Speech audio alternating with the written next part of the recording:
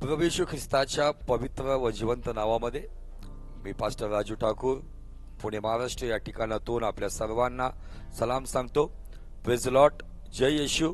ख्रिस्ताची शांती आपल्या सर्वांच्या अंतःकरणात प्रतिदिवशी राज्य करो. मी पित्या परमेश्वराला ख्रिस्त येशूच्या नावात धन्यवाद देतो की सुंदरशी सुसंधी त्याच्या सेवेची मला आज उपलब्ध करून दिली, म्हणून त्या स्वर्गीय बापाचे ख्रिस्त येशूच्या नावात मी धन्यवाद देतो. त्याचप्रमाणे मी जीसस इंडिया टीव्ही चॅनलचे देखील आभार मानतो की त्यांनी एक उत्तम मंच देवाचं वचन सर्वत्र पसरवण्यासाठी जो मला दिला, त्याबद्दल मी जीसस इंडिया टीव्ही चॅनलचं देखील मनापासून आभार मानतो. या प्रियांनो, देवाच्या वचनाकडे जाण्या अगोदर आपण प्रार्थना करूया आणि मग देवाच्या वचनावर मनन आणि चिंतन करूया. प्रेमळ पित्या, येशूच्या नावात मी तुला धन्यवाद देतो, तुझी स्तुती करतो, तुझी आराधना करतो, तुला उंचावितो, तुला गौरवितो.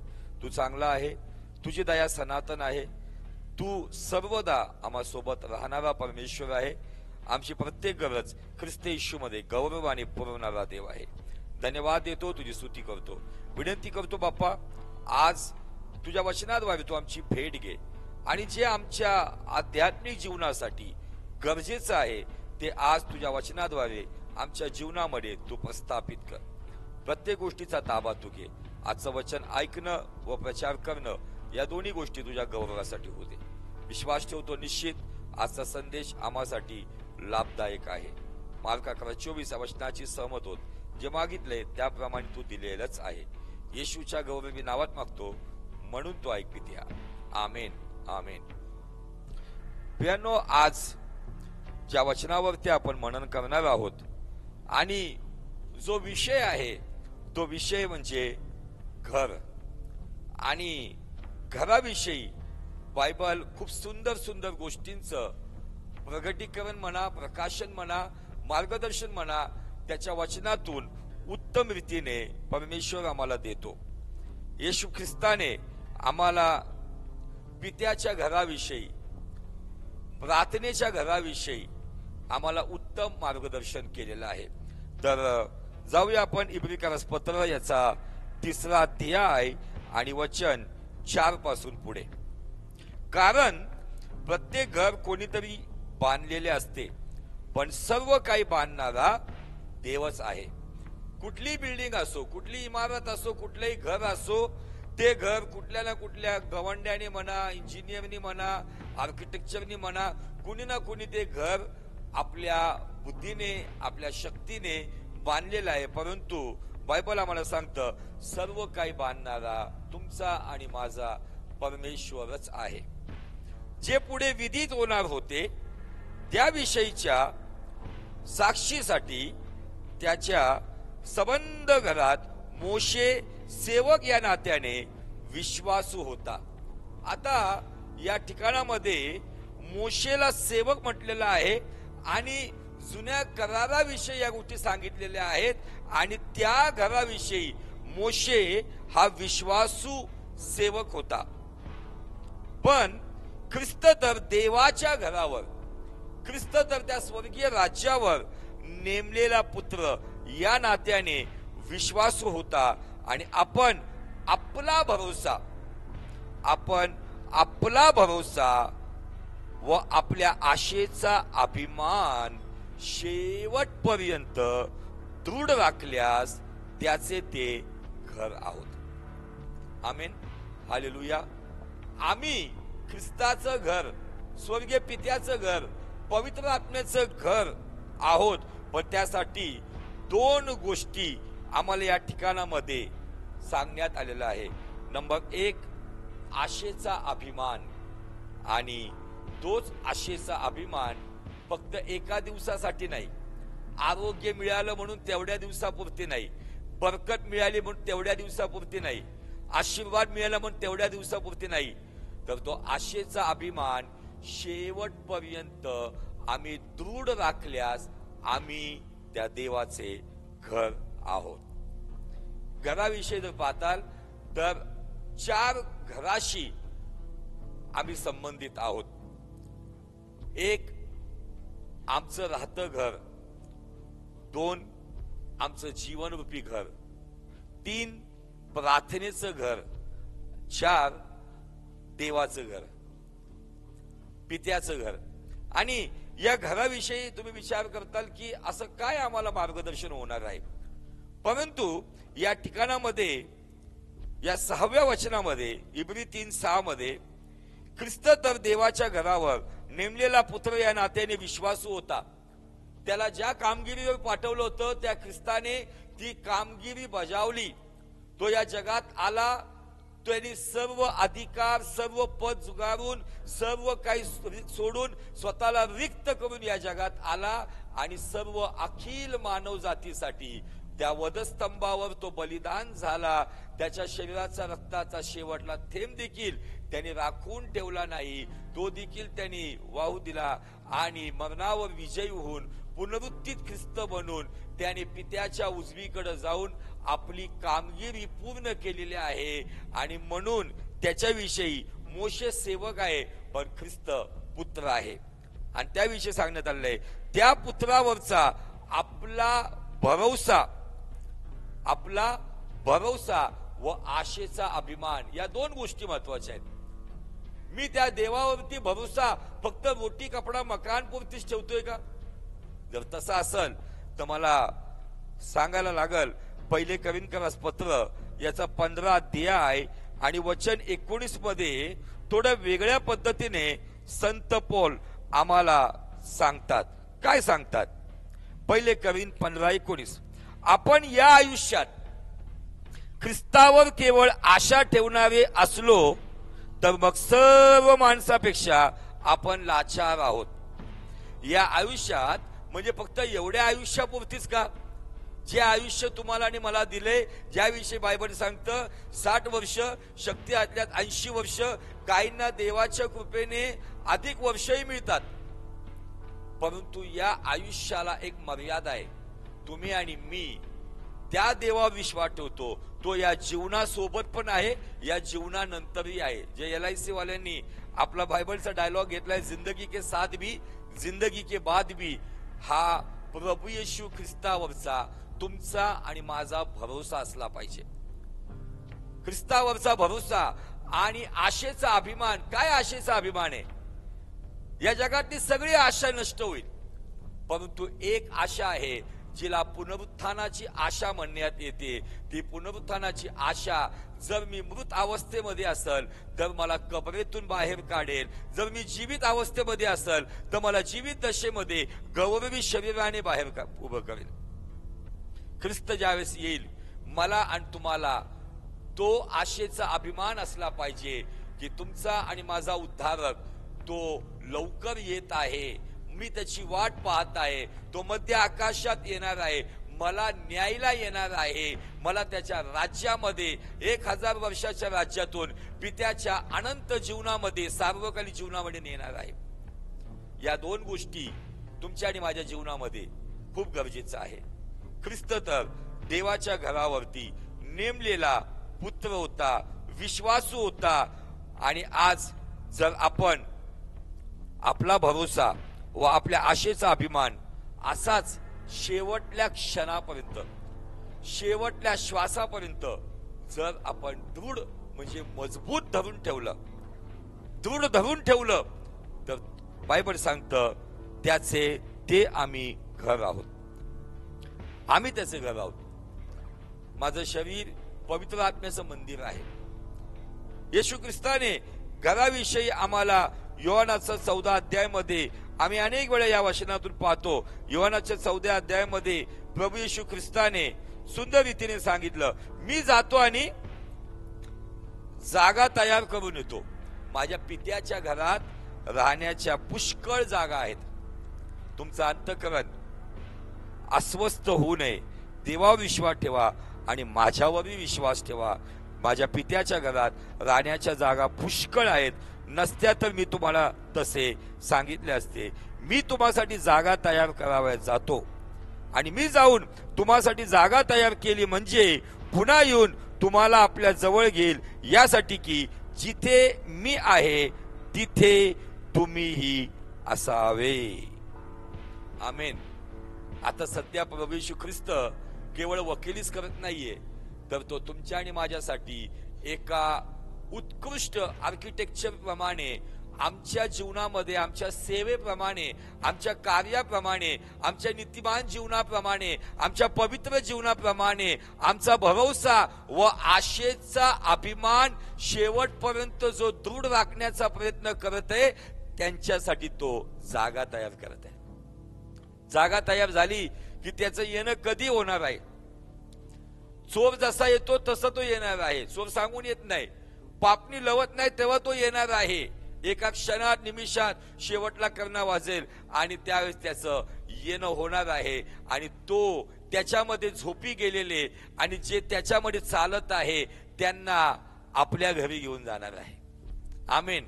या पृथ्वीवरती किती पण सुंदर घर बांधा, या पृथ्वीवरती असताना किती जबरदस्त घर बांधा, किती लाखो करोडो खर्च करा, परंतु त्या घराला मर्यादा आहे. पण तुमच्या आणि माझ्यासाठी एक सार्वकालिक जीवनामधलं घर आहे, जे आमच्यासाठी उपलब्ध करून देण्यासाठी आमचा उद्धारक प्रभू येशू ख्रिस्त आज पण काम करत आहे. Hallelujah, praise the lord. मी जसं सांगितलं त्याप्रमाणे मनुष्याचं राहतं घर. आम्ही कुठे राहतो, किती मोठ्या घरात राहतो, कसं घर आहे, स्वतःच आहे, भाडोत्री आहे, याला काही महत्व नाही. पण आमचं जे घर, आम्ही जिथं राहतो त्या घराला आम्ही होईल तेवढं स्वच्छ ठेवण्याचा प्रयत्न करतो. घराच्या स्वच्छतेवरून घरातल्या लोकांची ओळख होते असं म्हणतात. आज तुम्ही तुमचं घर, राहतं घर जसं स्वच्छ ठेवता तसंच एक जीवनरूपी घर आहे. आणि या जीवनरूपी घराविषयी प्रभू येशू ख्रिस्ताने एक सुंदर उदाहरण दिलं. आणि ते उदाहरण अपुऱ्या सुधारणेविषयी मत्तईचं शुभवर्तमान 12 अध्याय वचन 43 ते 45 मध्ये दिलंय. आणि ते उदाहरण कशा स्वरूपाने दिले? एक व्यक्ती आहे ज्याला अशुद्ध आत्मा लागलेला आहे. त्याचा अशुद्ध आत्मा निघाला आणि असं म्हटलं की म्हणजे तो विसावा शोधत निर्जल ठिकाणी, निर्जल स्थळी फिरत राहतो, परंतु त्याला ते मिळत नाही. मग तो दुष्ट आत्मा म्हणतो, ज्या माझ्या घरातून मी निघालो त्याच घरात जाईल आणि तिथे गेल्यावर ते त्यास रिकामे असलेले, झाडलेले व सुशोभित असलेले आढळले. कुठलं घर? जीवनरूपी घर. झाडलेले, सुशोभित केलेले आणि रिकामी. आज मला सांगू द्या, तुमचं हे जीवनरूपी घर झाडलेलं, रिकामी आणि सजवलेलं आहे का? हे जीवनरूपी घर देवाच्या वचनाने भरलेलं असावं, ते रिकामी नसावं. हे जीवनरूपी घर नुसतं झाडलेलं नसावं, तर या जीवनरूपी घरामध्ये देवासाठी फळ असलं पाहिजे. तुम्ही जाऊन फळ द्यावं आणि ते फळ टिकावं अशी देवाची इच्छा आहे. हे जीवनरूपी घर जगी गोष्टीने सुशोभित नसावं, तर प्रभू येशू ख्रिस्त त्या वधूला न्यायला येणार आहे जी वचनरूपी जलस्नानाने श्रृंगार करते, जी वचनाचं आणि पवित्र आत्म्याचं लावण्य उपयोगात आणते. अशा वधूला न्यायला तो येणार आहे. आणि तर असं सांगितलेलं आहे की ज्या घरातून तो दुष्टात्मा निघाला, डिलिव्हरन्स झालं, पण तो फिरून परत आला आणि त्यांनी बघितलं की हे घर तर सुशोभित आहे, हे घर रिकामी आहे, देवाने भरलेलं नाहीये, देवाच्या गोष्टींनी भरलेलं नाहीये, हे अजूनही तसंच आहे. मग बायबल सांगतं, नंतर तो जाऊन आपणापेक्षा दुष्ट असे दुसरे 7 आत्मे आपणाबरोबर घेऊन येतो आणि तो आज जाऊन तेथे राहतात. मग त्या माणसाची शेवटली दशा पहिलीपेक्षा वाईट होते. तसेच या दुष्ट पिढीचेही होईल. ही दुष्ट पिढी, यांचं जीवनरूपी घर जर एक दिखावाप्रमाणे आहे, ढोंगीपणाचं आहे, तर मला सांगू द्या, त्यांची दशा या ठिकाणामध्ये सांगितलेली आहे. शेवटली दशा ही पहिल्यापेक्षा वाईट होईल. त्यासाठी आज मला माझं जसं जीवनरूपी घर देवाच्या गोष्टींनी भरलं पाहिजे, देवाच्या गोष्टींनी सजवलं पाहिजे. माझं जीवनरूपी घर देवाच्या सानिध्यात, देवाच्या अभिषेकात, देवाच्या सामर्थ्यात, देवाच्या उपस्थितीमध्ये भरलेलं असलं पाहिजे. माझं जीवनरूपी घर कधीच रिकामी नसावं. आज ही गोष्ट खूप गरजेची आहे. एक वेळ तुम्ही तुमचं राहतं घर चांगल्या गोष्टींनी भरलं नसेल तरी हरकत नाही, परंतु तुमचं आणि माझं जीवनरूपी घर हे देवाच्या उपस्थितीने सदैव भरलेलं असावं. जिथं देवाची उपस्थिती आहे, बायबल सांगतं 2 कोरिंथी 3:17 प्रमाणे तिथे मोकळीकता आहे. जिथे देवाचा आत्मा आहे तिथे मोकळीकता आहे. देवाचं सानिध्य जिथं आहे तिथे पूर्णानंद आहे. जिथे देवाचं सानिध्य आहे, जिथं देवाची समक्षता आहे, तिथं पर्वत मेणाप्रमाणे वितळतात. आज अनेक मोठे घर आहेत, परंतु फक्त सजावट आहे. आणि आम्ही आता ख्रिसमस सीझन मध्ये आहोत. सगळीकडे सजावट चालू आहे, रंगरंगोटी चालू आहे.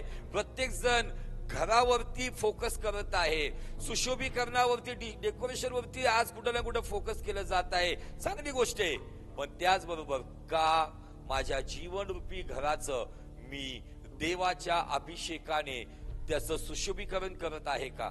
माझ्या जीवनरूपी घराला मी देवाच्या वचनरूपी जलस्नानाने शुद्ध करत आहे का? माझ्या जीवनरूपी घराला मी देवाच्या उपस्थितीने भरत आहे का? खूप गरजेची गोष्ट आहे. आणि प्रभू येशू ख्रिस्ताने खूप सुंदर उदाहरण घराविषयी इथं दिलंय, जे जीवनरूपी घराविषयी आहे. आणखी एक जीवनरूपी घराविषयी प्रभू येशू ख्रिस्ताने उदाहरण दिलं. डोंगरावरील प्रवचन त्यांनी 5वा अध्याय जो सुरू केला, आणि या डोंगरावरील प्रवचनामध्ये इतकं शिक्षण प्रभूने दिलं, इतक्या गोष्टी त्यांनी शिकवल्या, परंतु या सर्व शिक्षणाचा शेवट त्याने घरावरतीच केला.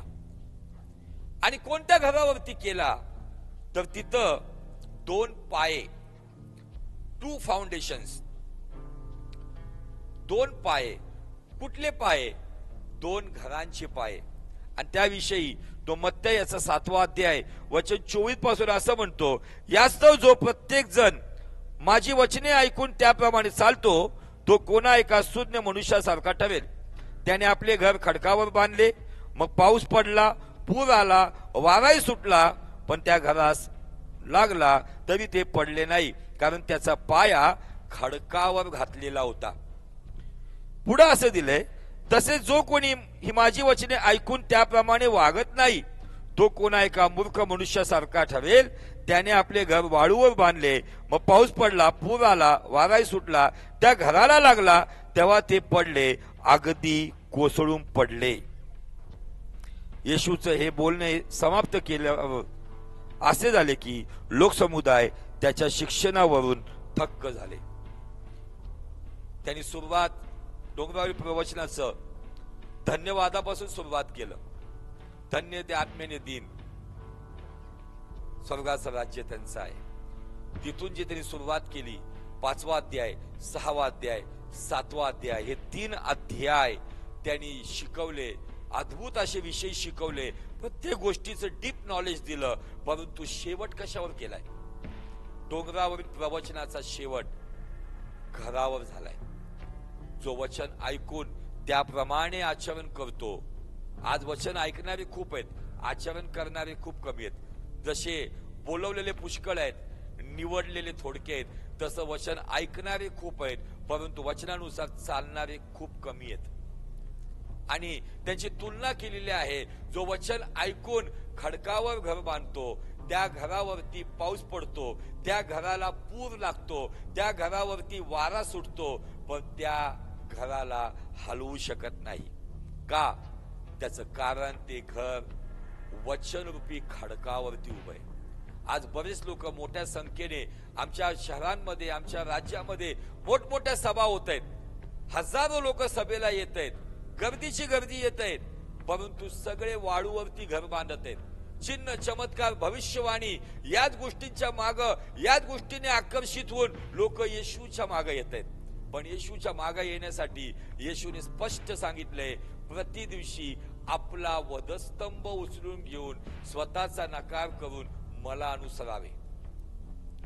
मी माझं जीवनरूपी घराचा पाया, चिन्ह, चमत्कार, भविष्यवाणी, तेल, पाणी या गोष्टींवरती पाया घातलाय का? माझ्या जीवनाचा पाया मी ख्रिस्त म्हटलेल्या खडकावरती टिकणाऱ्या खडकावरती, कधी नष्ट होणाऱ्या खडकावरती, कधी मला न सोडणाऱ्या खडकावरती, त्या खडकावरती माझा पाया आहे. आज जरी माझी परिस्थिती कशी असो, अनेक वारे माझ्या अवतीभोवती सुटतील, अनेक वेळा माझ्या अवतीभोवती पूर येईल, अनेक वेळा पाऊस पडल, पण माझं जीवनरूपी घर पडणार नाही, कारण माझ्या जीवनरूपी घराचा पाया मी ख्रिस्त म्हटलेल्या खडकावरती घातलेला आहे. परंतु जे आज कुठंतरी या दिखाव्याच्या जीवनामध्ये जगत आहे, जे कुठंतरी फास्ट फूड प्रमाणे हार्ड अँड फास्ट आपल्या जीवनामध्ये कुठल्या गोष्टी मिळवू इच्छितात, मला त्यांना सांगू इच्छिू द्या, या वाळूवरती, या आकर्षक वाळूवरती घर लवकर बांधलं जाईल, पण तेवढ्याच लवकर जेव्हा पाऊस पडेल, जेव्हा वारा सुटेल, जेव्हा पूर येईल, ते घर नाश होऊन जाईल. मी विचारत पडलो होतो की प्रभूने या गोष्टींवरतीच अंत का केला, कारण हे ख्रिस्ती मनुष्याच्या जीवनाचा महत्वपूर्ण भाग आहे. आणखी थोडस आपण डीप जाऊया.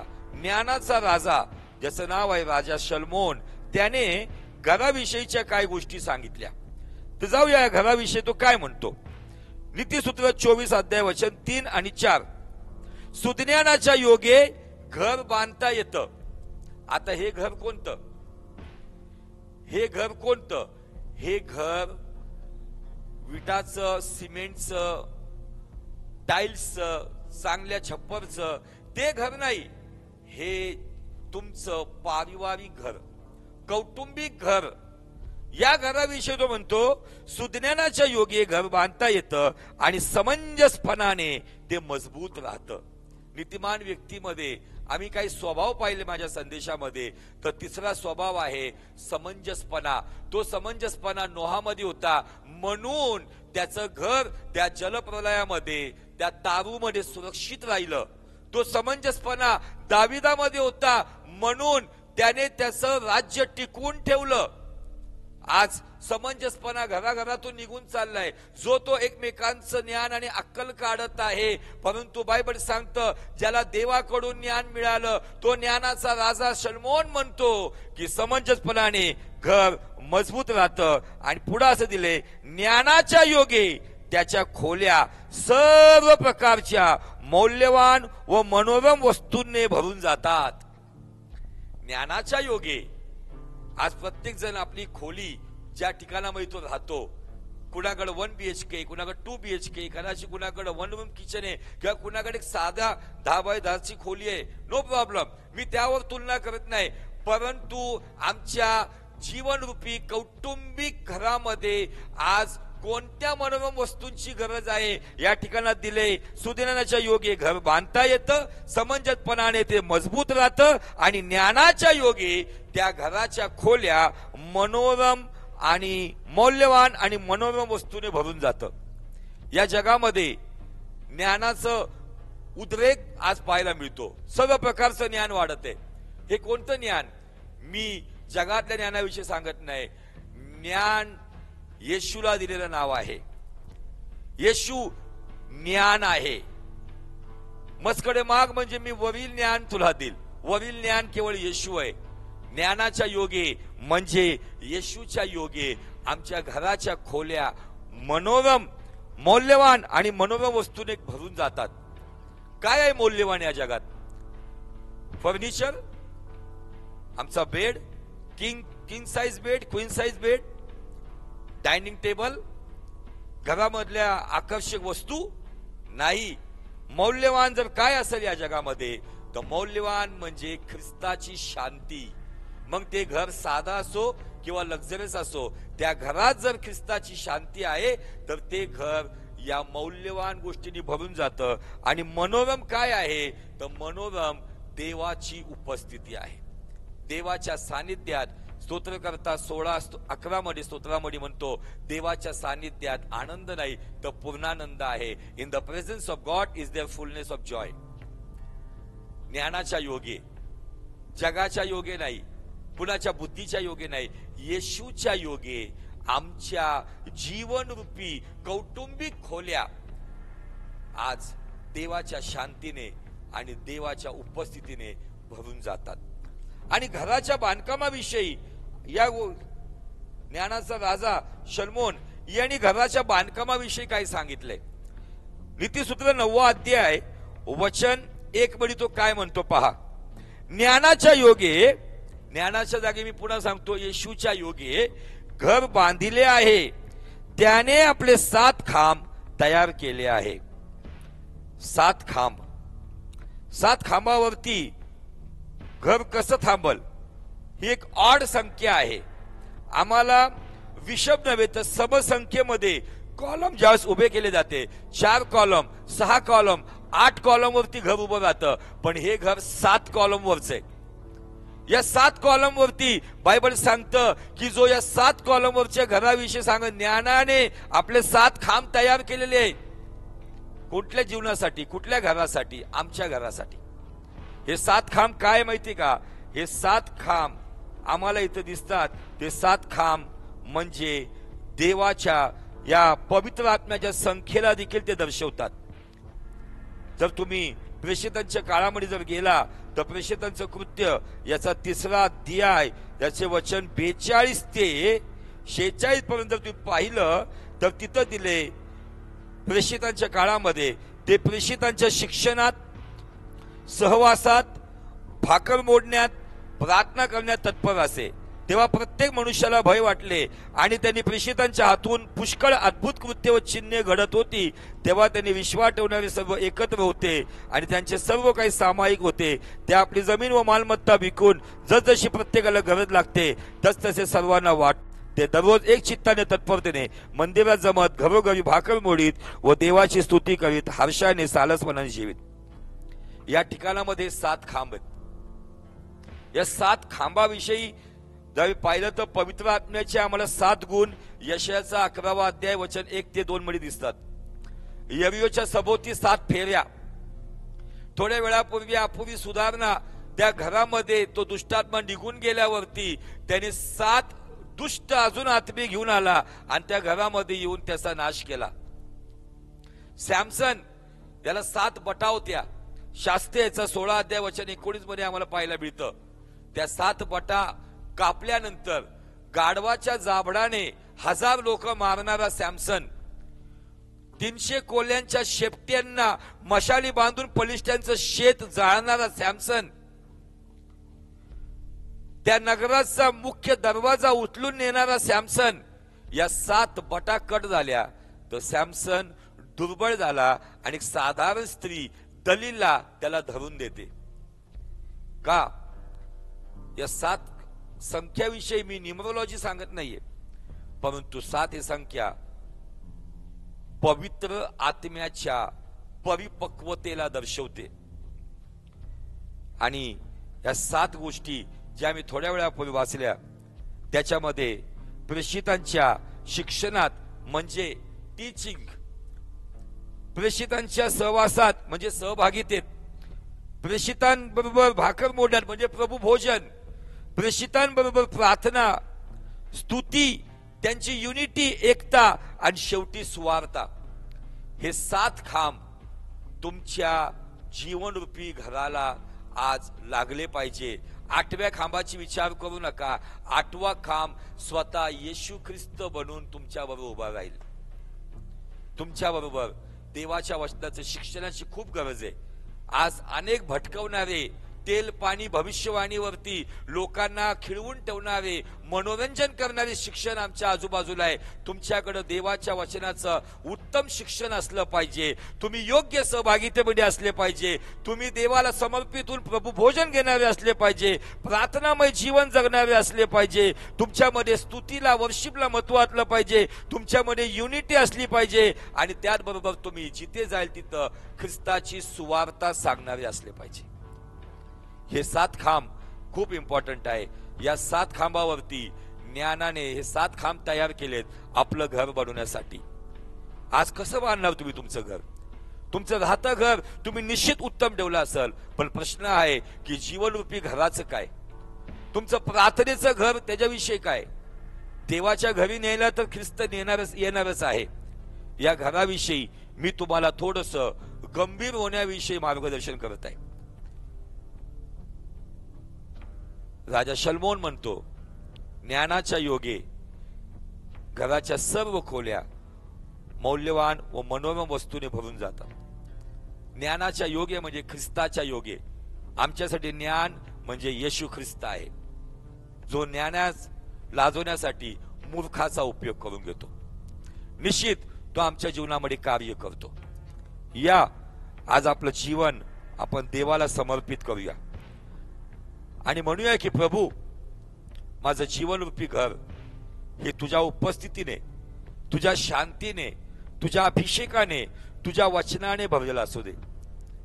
कलसीकराच्या मंडळीला संत पौल म्हणतो, देवाचं वचन, ख्रिस्ताचं वचन तुम्हामध्ये भरपूर असो. आज माझ्या घरामध्ये भरपूर वस्तू नसतील, माझ्या घरामध्ये भरपूर असं कुठलं ऐश्वर्य नसेल, पण देवा माझ्या जीवनरूपी घरात तुझं वचन भरपूर असू दे. तुझ्या वचनात चालणारा मी असू दे. माझं जीवनरूपी घर जे डोंगरावर प्रवचनात सांगितले ते खडकावरती उभं केलेलं असू दे. धन्यवाद प्रभू, तू आमच्याशी बोलल्याबद्दल.